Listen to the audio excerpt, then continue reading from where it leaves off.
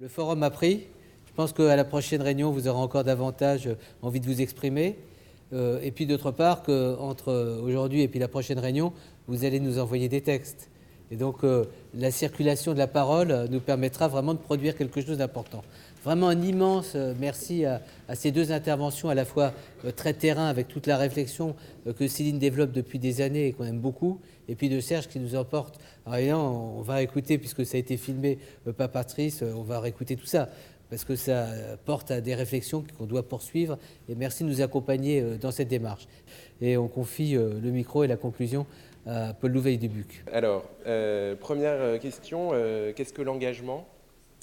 Il y avait toute la question, est-ce que l'engagement est un choix ? Est-ce que c'est une liberté ? La définition philosophique de la liberté, c'est se donner à soi-même sa propre loi. Il y a quelque chose de très fort qui a été dit par Catherine de Brabois dans le petit film, c'est que finalement, l'engagement, enfin l'alternative à l'engagement dans de nombreuses situations, c'est pas l'oisiveté ou la paresse, mais c'est simplement une condition insupportable, c'est-à-dire que parfois on est obligé de s'engager pour supporter son travail. Voilà. D'où le côté tragique de cette phrase « mais y du tien » dans certaines situations, parce que parfois on ne peut pas y mettre du sien. Et c'est cette incapacité à s'engager qui est aussi difficile à supporter. Alors, deux limites à l'engagement que j'ai pu repérer en discutant, mais j'en ai oublié beaucoup et je vous laisse compléter la liste. La première, c'est la capacité à préjuger de ce à quoi on peut s'engager, donc une capacité d'anticipation, une certaine lucidité, une clairvoyance.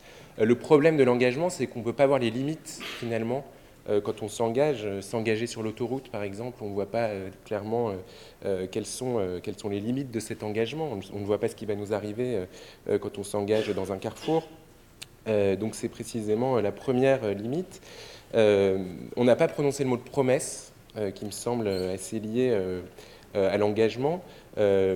L'enjeu de la promesse, à mon avis, c'est ne pas s'engager à n'importe quoi. C'est-à-dire il faut aussi une attention dans la promesse, c'est-à-dire que la confiance que l'on donne à l'autre lorsqu'on lui promet quelque chose, elle doit être aussi fondée sur l'attention qu'on lui porte et qu'on se porte à soi-même. Donc ça, c'était le premier point.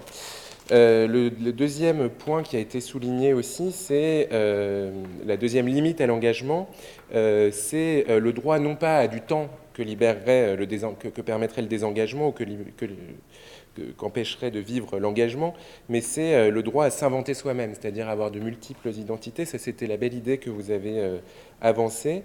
C'est pourquoi l'engagement à 100%, l'engagement corps et âme, est sans doute impossible et tend vers l'enrôlement dont vous parliez. Ce qu'on peut défendre pour aller un peu à contre-pied de Yanis Constantinides pour le plaisir, c'est un droit au désengagement dans ces conditions.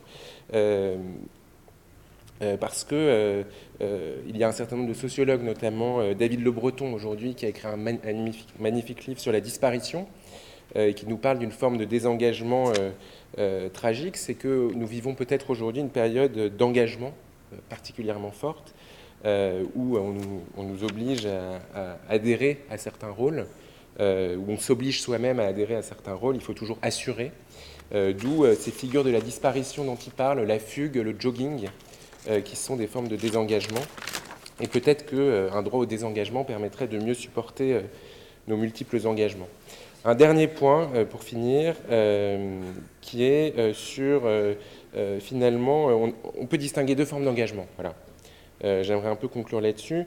On a beaucoup parlé de l'engagement personnel, spontané, un peu surérogatoire, comme on dit en philosophie morale, c'est-à-dire qui n'est pas une obligation juridique, qui n'est pas même parfois une obligation morale, mais de cet engagement donc, qui se met dans les interstices de la vie sociale. Mais il y a aussi un engagement invisible, c'est celui des lois, des droits sociaux que nous avons, auxquels nous sommes liés par un contrat social. Et précisément, on peut dire que nous sommes tous, de ce point de vue, précaires, comme le dit Judith Butler dans son livre « Qu'est-ce qu'une vie bonne ?», c'est que nous sommes tous tenus par des réseaux sociaux, mais ceux qui sont précisément les plus précaires d'entre nous, c'est ceux pour lesquels l'engagement personnel devient vital, devient quelque chose d'absolument nécessaire, et ceux pour lesquels, finalement, un engagement transgressif vient suppléer au déficit de l'engagement social. Voilà, je vous remercie. J'espère que vous avez passé une bonne soirée.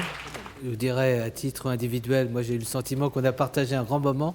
On vous dit à bientôt pour la suite des aventures et on attend vos écrits, vos contributions, ça va être important pour la dynamique générale. Et merci à celles et à ceux qui ont rendu possible cette première rencontre, notamment à l'équipe de l'Espace Éthique, toujours anonyme, dont on ne dit jamais à quel point elle est investie au niveau de valeurs fortes, sans quoi nous n'existerions plus. Voilà, bonne soirée à tous.